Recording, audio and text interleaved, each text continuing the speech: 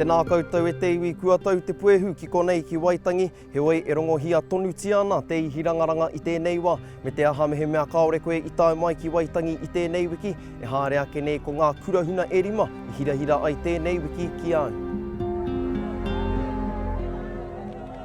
Waitangi, te kāinga o te tiriti.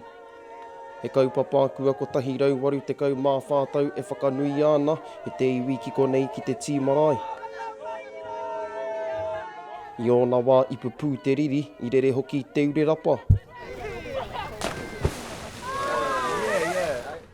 Moho ānei he wānanga he hākari hoki te mahi.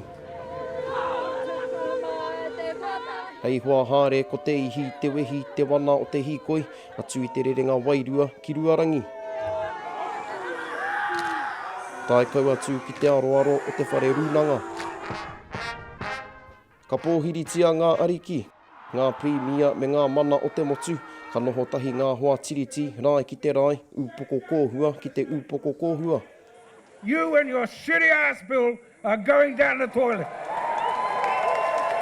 You tell me whoever said we're getting rid of the Treaty of Waitangi.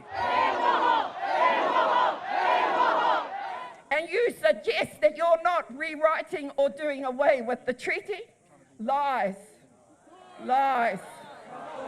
And you can sing, and yet you're not going to beat an idea by singing any more than you're going to beat an idea with a gun.